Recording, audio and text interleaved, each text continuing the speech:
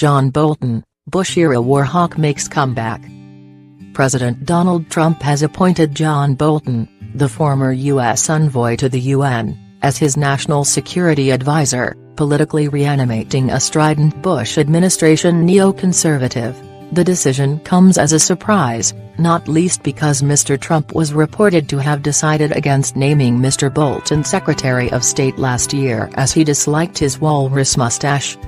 Mr. Bolton's new role will prove controversial since he remains an unapologetic cheerleader of the 2003 Iraq War, which the U.S. president himself once lambasted as a big mistake. Known for that bushy facial hair, curmudgeonly manner and tousled appearance, Mr. Bolton is praised by conservative admirers as a straight-talking foreign policy hawk.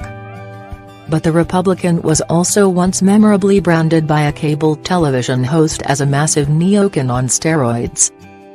Kentucky Republican Senator Rand Paul described Mr. Bolton last year in an op-ed as hell-bent on repeating virtually every foreign policy mistake the U.S. has made in the last 15 years.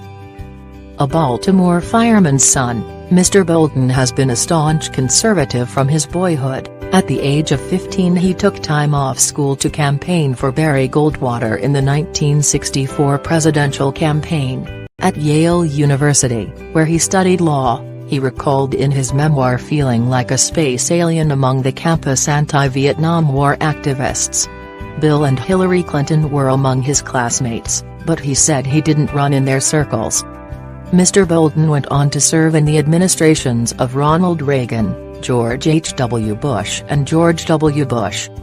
He ruffled feathers in the second Bush administration where he initially worked as U.S. Department of State Undersecretary for Arms Control.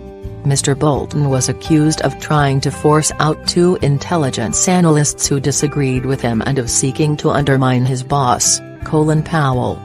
He also helped build the case that Saddam Hussein possessed weapons of mass destruction, which turned out to be wrong. But Mr. Bolton was praised for his work establishing the Proliferation Security Initiative, an international agreement to prohibit fissile material shipments. Nevertheless, President Bush dismayed diplomats when he named Mr. Bolton as U.S. ambassador to the United Nations. More than 100 former U.S. envoys signed a letter urging senators to reject the nomination. This was, after all, the man who had once said there was no such thing as the UN and called the U.S. the world's only real power.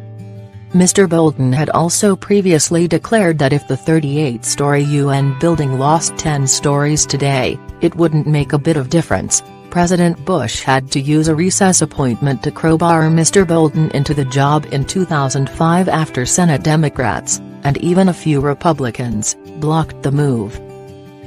Democrats ultimately refused to confirm Mr. Bolton and he had to step down when his appointment expired in January 2007. Diplomats at the UN privately criticized his style as abrasive.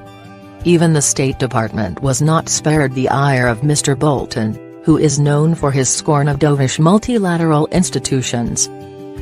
He once derided careerists at the U.S. Foreign Ministry as having been schooled in accommodation and compromise with foreigners, rather than aggressive advocacy of U.S. interests.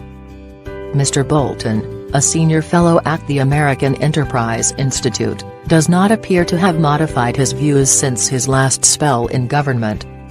As he briefly weighed his own run for the U.S. presidency in 2016, he maintained the American-led invasion of Iraq had been correct.